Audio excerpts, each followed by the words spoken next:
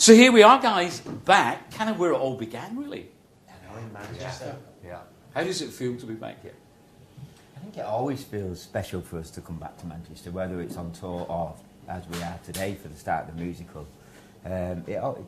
It brings up lots of emotions. We've got family coming as well tonight, so they're going to see the show for the first We've never been here, have we? The Opera House? No. I know we're getting used to the theatre world. We have a little dressing room. It's all very new to us. You get a voice that 5 minutes. You get little voices that you wonder whether you're going crazy saying 10 minutes till you're like, whoa, what's going on? Little voices. I have no idea who does the voice. I don't know. That's my mission after this interview. Right. Yeah. Stage manager. Find out who's doing the voice. That'll be the stage manager. Exactly. You've been in musicals, haven't you, Ross? I've been a musical in this very theatre. Did Summer Holiday here forever ago. But anyway, enough of me. What about you? What do you think of me? No. And also the other thing is, Howard, the whole feeling in Manchester still, there's still such an incredible emotional feelings around town at the moment, isn't there? Yeah, it's amazing. Obviously, the buzz of being here, coming back here and actually starting the musical, and obviously the stuff that's been going on in the recent months when we were on tour. You know, it's but in general, there's a massive positivity in the city, and it's just I'm just really happy to be here and starting here. And it's kind of our musical being in Manchester, Manchester's own. I would say. Couldn't have started anywhere else really than this town, and I think it was important for us for a northern audience to come and watch this show, because you know what previews are like. We've had maybe 25 previews for this show, and you learn every night, and when that audience is in there and they're laughing more for some bit, that they teach you about your show. Yeah. So I mean, when we go back to over 25 years ago now, we were all sitting around that table. Imagine I'd said in the year 2017 there's going to be a musical, The Band, featuring all the music of Take That. You guys are going to be executive producers. What would you have said to me then? Couldn't dream it, could you? Really, it's hard to imagine. I mean, we've talked about this for about 8 years, haven't we? Yeah. Some version of stage where it would have our music on it, and it's taken this long. They take the gestation periods are very long in theatre, but I can't believe we're actually here now and it's opening tonight. And as a band, I don't think we've ever looked that far ahead as well. You know, just naturally, I think we sort of go, oh, we've got a couple more months of work in us. So to think now that this story here and our music is going back 25 years within the musical is incredible. No. We've been around a long time, haven't we? We all have. We have been around a long time. Is it true you've been crying when you watched it? I find it a very emotional. Sorry, I'm doing all the talking today, Anna. But I do find it a very emotional tale. I mean, you follow the lives of 5 sort of 16-year-olds and their journey, and our music is the backdrop to that. And then they come back again 25 years later and share their experiences with each other. But it relates to us on so many levels. I mean, we were 16, 17 when we met. I get that from it as well. It makes me think, God, yeah, I remember that. It makes me think of my younger self as well. So I think I've been too emotional. Yeah. I think also you, when you hear your songs, 'cause it's kind of like the backdrop of the old musical. It's when you hear your songs, it brings a different perspective to the songs and the lyrics, which actually makes it more emotional. You know, you can be somewhere else when you're actually on tour on stage singing it every night. But then when you hear it within a musical with a storyline running through it, you actually pick up on the lyrics even more so, which is emotional as well. I think actually Tim has written a brilliant story. You saw The Girls, didn't you? Loved it. And he's an amazing writer. And he's written a great book. Gaz told us all about him. We met him first a couple of years ago, didn't we? And he's written a beautiful story, and I think it connects with everybody who's sort of...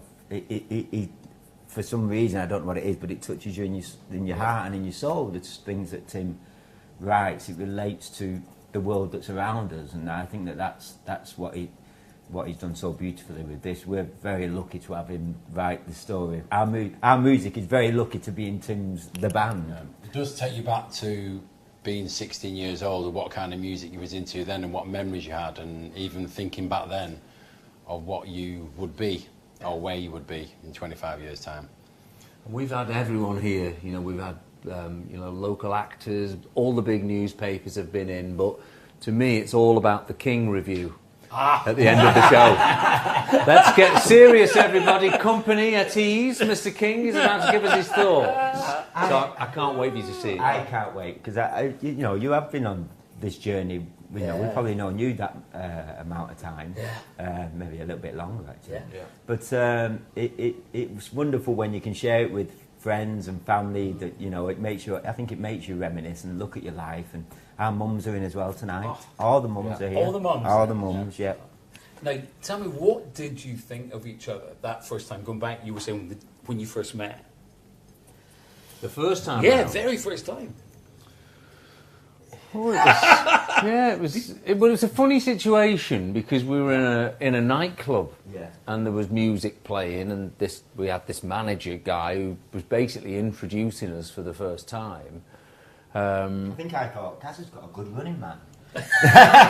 My running man was and is still exceptional. I think it was a very intimate sort of meeting. The time when we met, it was a very intimate, very small club.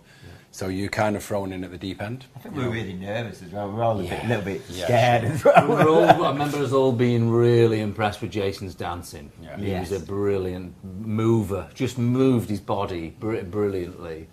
I clicked with you quite early on. Yeah. We got, a bit. I think basically because Howard doesn't say much, so I could get loads of gags in. I thought I can get on with this guy. Great.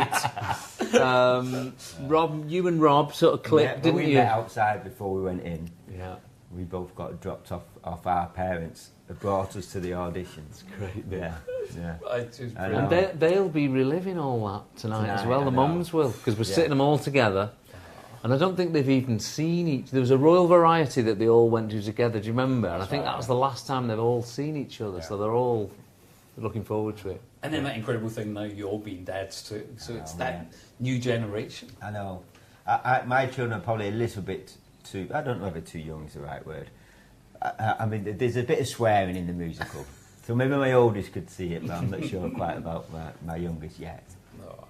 Now, the fans, again, you've got the most phenomenal fans in the world. I'm coming in, so let's quickly knock off for them. Because it's like, as I'm coming in, it's like, Ross, you've got to ask, Glastonbury, is this a possibility for the band? I think we've always said it's a possibility. Mm-hmm. We've never done it. We generally don't really do festivals. Mm-hmm.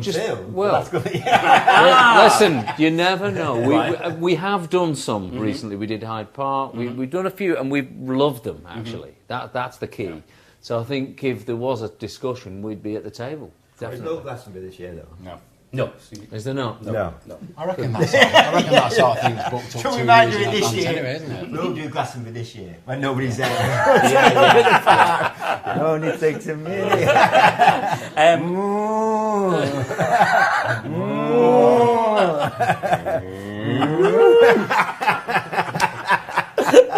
Now, 25th anniversary, right? There's so many rumours floating around. What's happening? What is not happening? So, new album. So basically, well, it's very confusing, all this thing is. But basically, we've put, I don't know the numbers, right? I don't deal with numbers, but we've got our greatest hits coming next Christmas. So not this Christmas, the following Christmas. Right. I got forced into speaking about this the other day. That's why everyone's asking. Right. So yeah, there'll be an album, and I guess we'd probably tour it the spring after. Yeah, which actually isn't 25 years, it's more like 35 years. It feels like 50 years. Yeah. And again, we're going ahead as a trio at the moment. That's So that's the lineup at the moment. Right. Yeah. Nobody else is dropping out. Well, we don't. I hope not. Nobody I don't know. else Not unless you know. Not unless you know something I don't. Well. Oh, sorry. See this cat? See this bag? Don't tell him, but me and Howard sound great together. Now, again, just when you're out there tonight, and there's a little bit at the end, which is going to please the fans too. And do a little song at the end. A little song at the end. Yeah. And an old friend rejoins there as well. That's right. Yeah, someone of your same neck of the woods as you. Absolutely, yeah, very close to me. Speaks the same language. She does, thank goodness someone will understand me as well. Yeah. When you all get together, if I said to you now, which is the one number that you all love doing, all three of you? Is the one that you go, yeah. It depends what we're doing to it, because our stage show, as you know, it sometimes we do numbers in a different way, and it's more fun. On this last tour, I actually really enjoyed doing "Cry," which is our most recent single. But yeah, but because we were in the audience, we had the rain. You know, there was a reason I loved to do it. But that was mine. A bit about this show, fans coming to see it, you guys always give the best show in terms of when it comes to the tour. I know you've been really hands-on with this as a stage show, so I'm taking it there's a lot in this. I was ironing the outfits earlier. Yeah.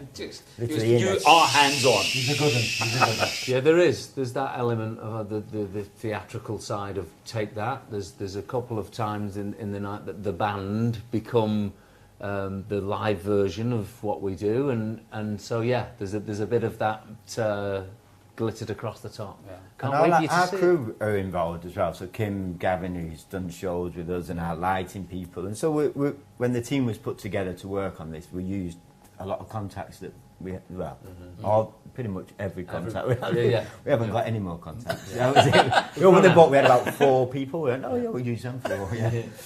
And in terms of advice, with the band 5 to 5 being the band on stage, have you been giving them pearls of wisdom?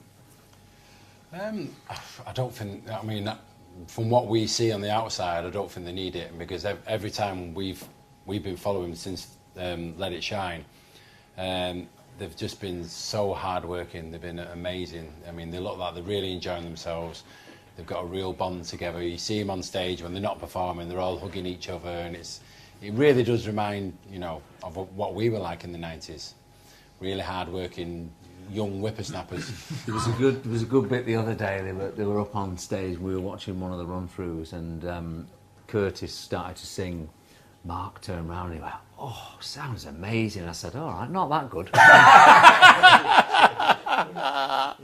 Amazing. They're good. They're great vocalists. I mean, they sing, act, dance in the show. I think they've got about 15 costume changes in the show. It's full on for them. Yeah. And it makes you want to get up on stage too. It does, yeah. I don't think I'd be able to get into their band though. I think it looks a bit tiring.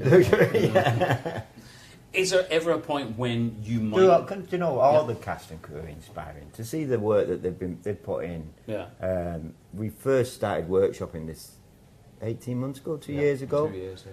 When we started to meet members of it. They've all been very inspiring, and to see what it means to them as well. They are real brilliant. Yeah. We've got a brilliant crew out there. And we're proud that we've got a brand new British musical. There's not many anymore, and...